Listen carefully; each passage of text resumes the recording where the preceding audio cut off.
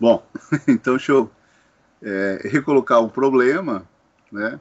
A questão que me parece poderia, ao menos nesse momento, aglutinar os diversos encaminhamentos que eu dei as minhas, né, poderia dizer, as minhas investigações filosóficas, seria o tema do pensamento, né? Então, a questão é saber o que é o pensamento.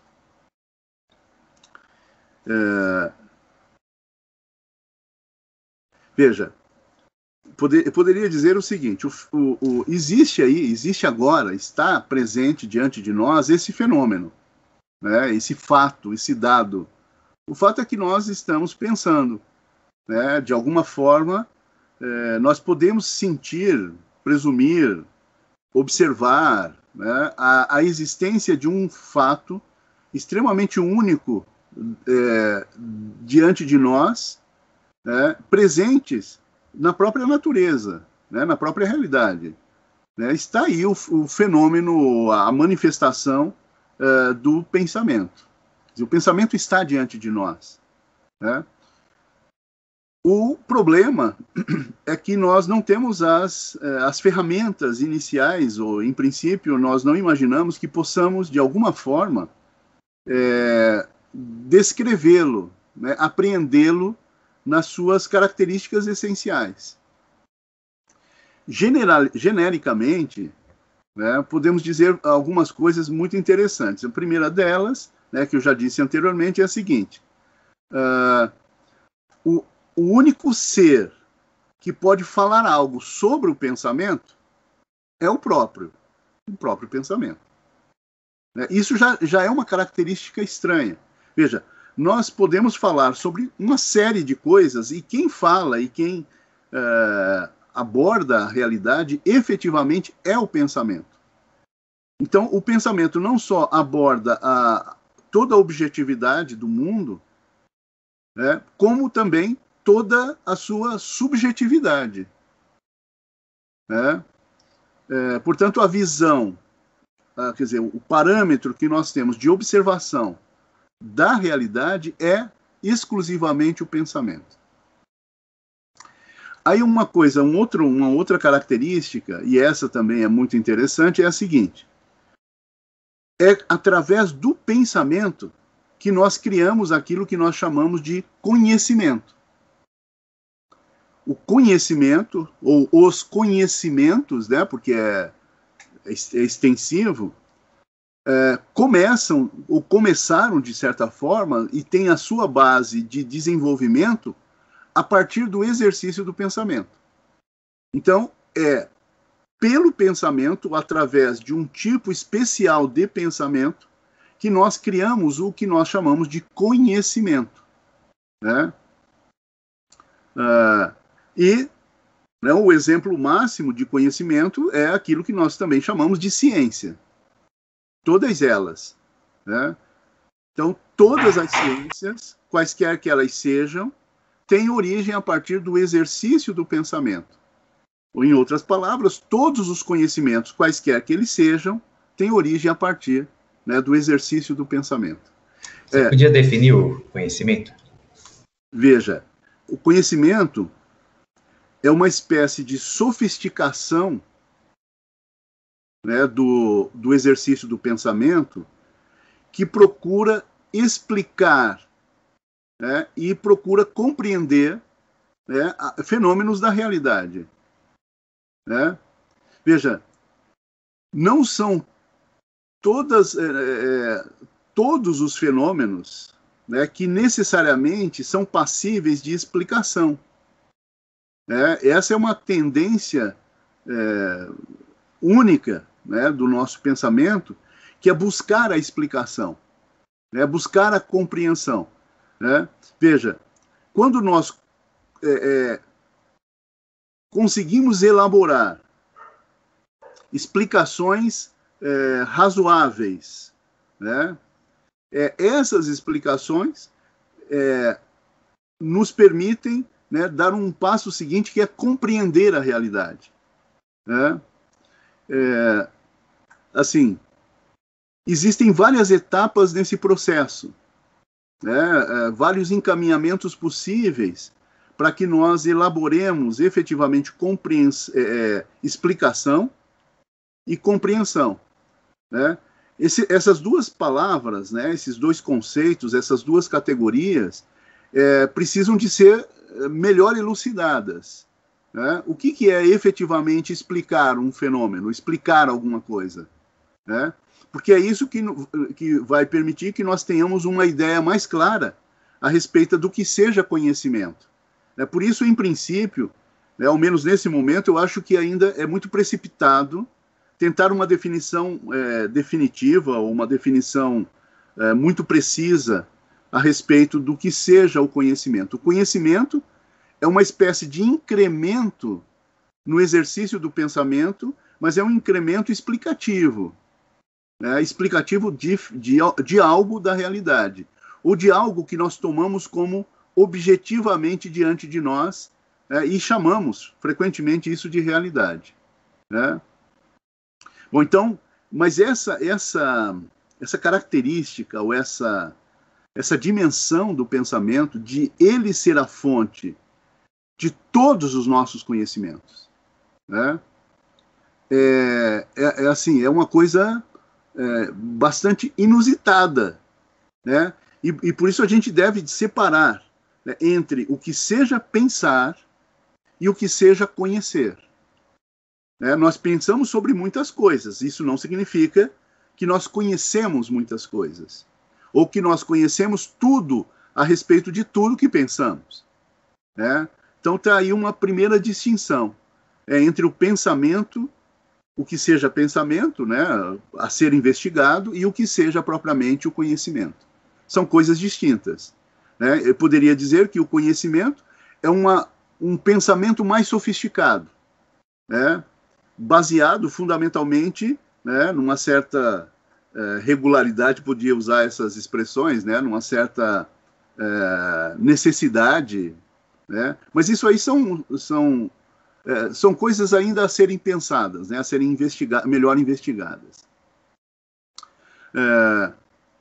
Voltando, né, então, nós temos aí dois elementos fundamentais do pensamento. O primeiro é que tudo quanto nós pudermos dizer a respeito dele, será ele que vai dizer.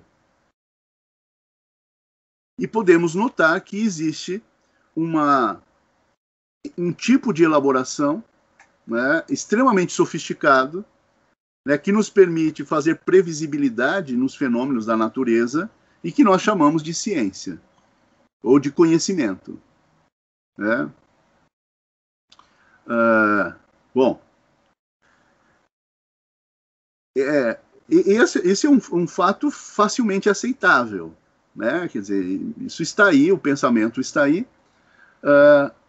A questão é a seguinte, né?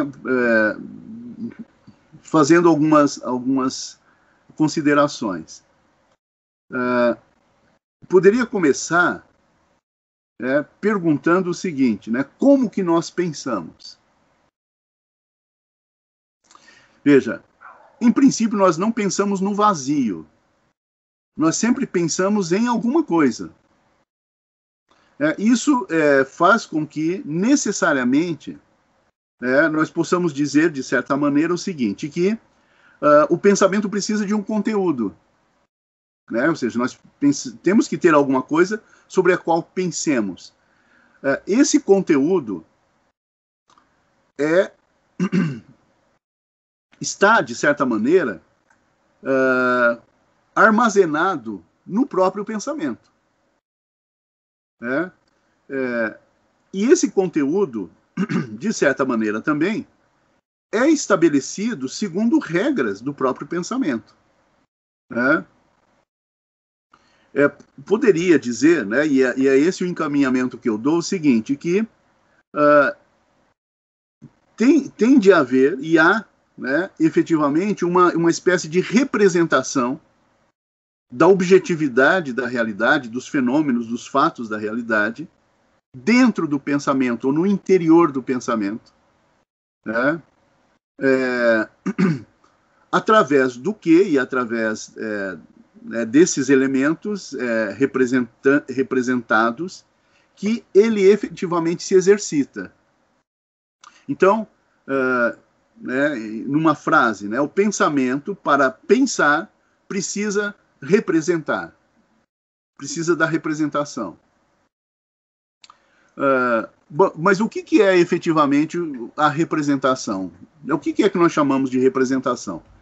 Vejam, uma maneira de olharmos isso é pensarmos no seguinte: a própria palavra representação nos remete a uma ideia fundamental nessa relação, que é a seguinte: tem algo que está presente, portanto, está presente diante de nós, e tem algo que é colocado entre aquilo que está diante de nós e aquilo que está dentro de nós, que é uma espécie de transferência que nós fazemos da objetividade para dentro de nós. Por isso, algo está presente, aí eu pego esse presente e novamente apresento para mim mesmo, só que agora, para nós mesmos, para o próprio pensamento, só que agora numa outra dimensão, num outro espaço, totalmente diferente da objetividade. Então, o pensamento está baseado fundamentalmente nesse tipo de exercício, nessa necessidade. Ou seja, ele precisa trazer algo que está fora, colocar isso dentro, portanto, representar, e a partir dessa representação é que ele pensa aquilo que está sendo representado, que são coisas diferentes.